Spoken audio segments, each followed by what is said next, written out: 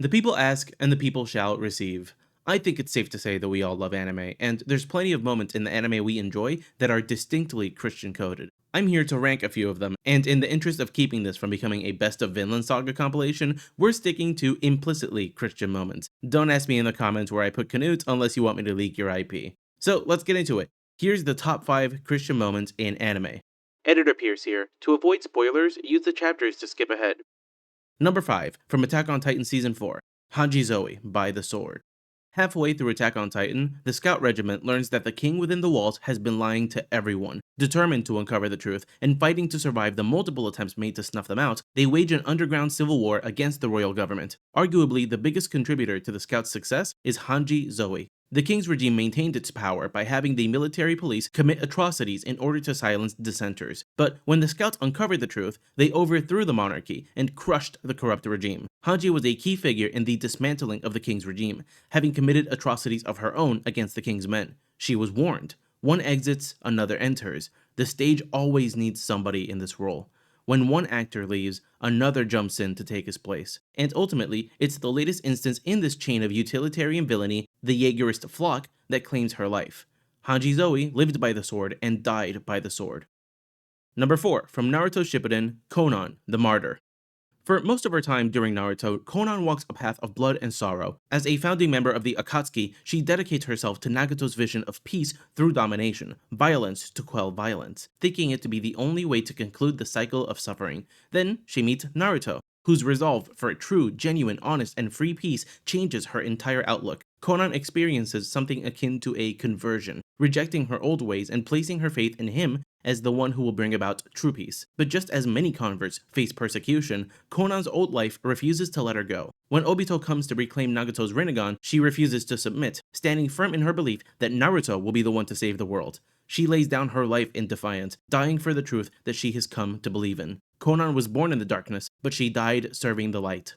Number 3, from Frieren, Beyond Journey's End, Himmel, Evangelion. Himmel the hero isn't just a warrior. He's a symbol, a legend, a figure whose very existence changes the world. He gathers a group of companions, leads them in a battle against the Demon King, and brings salvation to the land. But this story doesn't end with his death. Instead, it becomes something greater, a tale passed from generation to generation, shaping hearts and minds long after he's gone. His name is etched in statues, his deeds recorded in books, and his spirit lives on in those who continue his mission. Even Frieren, the long-lived elf who once dismissed his sentimentality, finds herself transformed by his legacy. Don't you see? Himmel the hero is an analog to the Lord Jesus Christ, and his legend is analogous to the gospel.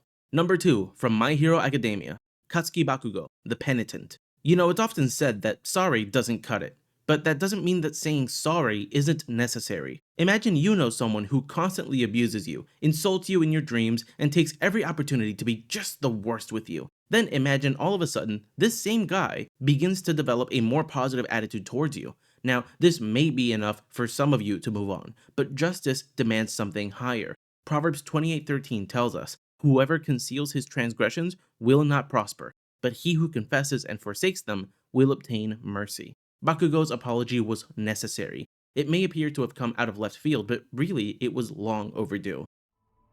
Now, before I reveal our number 1 pick, allow me to speed run through some honorable mentions.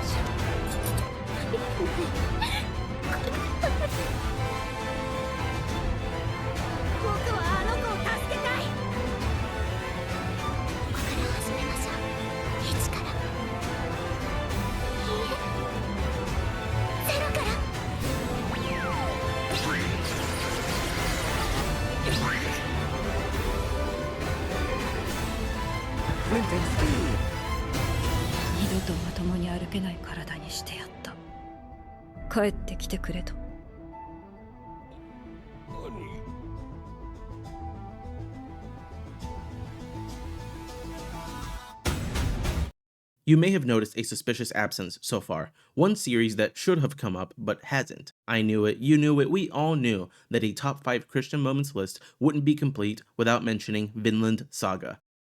Ladies and gentlemen, I present to you our number 1 pick from Vinland Saga Season 2, I Have No Enemies. Thorfinn, son of Thors, witnessed the assassination of his father at a very young age. This same father had previously taught him, "You have no enemies. No one in the world is your enemy. There is no one you need to hurt." Thorfinn kind of took his sweet time letting this sink in. The young man took up the blade and walked a path of vengeance for his entire childhood. Having lost his opportunity for revenge and having been sold into slavery, Thorfinn had little choice but to adopt a new way of living. He begins to work at a farm, learning to appreciate manual labor, friendship, bonds, and peace. After much suffering and internal reflection, he resolved to abstain from fighting altogether. As the end of the season nears, King Canute arrives at the shore of Ketil's farm to take it by force. Thorfinn, having witnessed Ketil's cruelty, had already decided to escape, but he couldn't let Canute get his way. Faced with an unfair obstacle set by cruel and unruly men, 100 punches for the chance to speak to King Canute and save the farm he's trying to leave, Thorfinn takes the challenge head on. Any other man would have punched back after the 10th, 20th, 30th punch, but Thorfinn held out for all 100. When asked why he didn't fight back, he explains that there's no need to spill blood,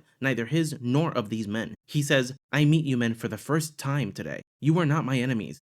I have no enemies at all." Now, we know Thorfinn speaks the truth because he indeed had never met any of these men before. That said, Thorfinn does have reason to hold a grudge against the farm's owner, Ketil, for having murdered his friend Arnheid. So Thorfinn isn't just withholding resentment against Canute's men for their cruelty, but in trying to save the farm, he's withholding resentment against Ketil for his cruelty as well. This is a very obvious parallel to the teaching of the Lord Jesus Christ: love your enemies and pray for those that persecute you. He's even heard this very passage read aloud in the past.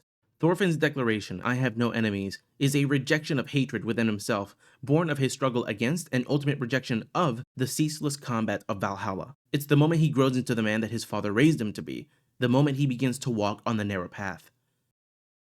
This has been my top 5 Christian moments in anime. Like the video, subscribe, ring the bell, you know the drill. Thanks for watching, and I hope you have a blessed rest of your day.